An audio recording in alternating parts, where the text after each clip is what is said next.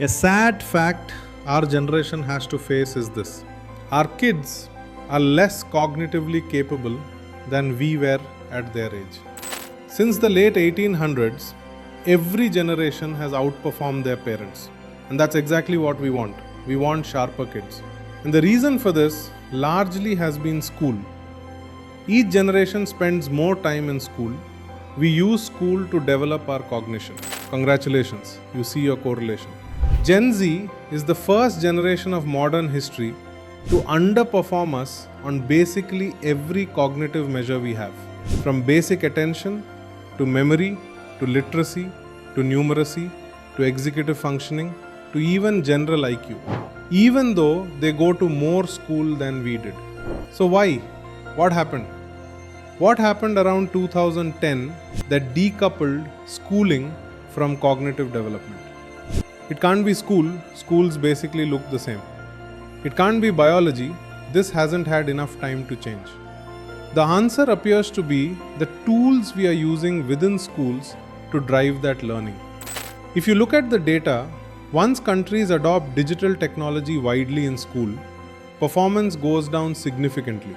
To the point where kids who use computers about 5 hours per day in school for learning purposes will score over 2/3 of a standard deviation less than kids who rarely or never touch tech at school.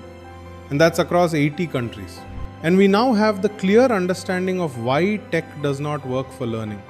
And it is all biological. It's not that the tech isn't being used well enough, we haven't been trained enough, we need better programs.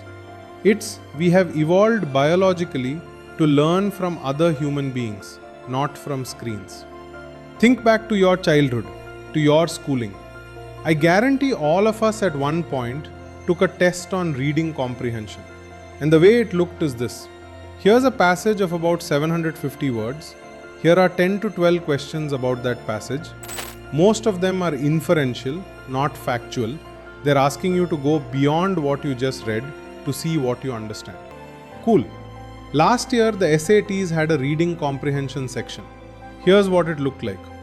Here is a single sentence of 75 words.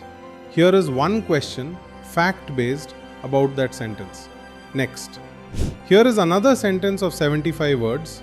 Here is one question about that sentence. Next. They redefined reading comprehension to mean 54 short sentences with one question about each. That is skimming. That's not reading. Why would we ever do that? Because what do kids do on computers? They skim.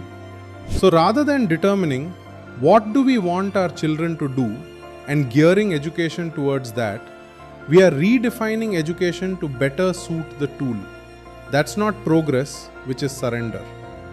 This as a statement spoken by Dr. Horvath, neuroscientist.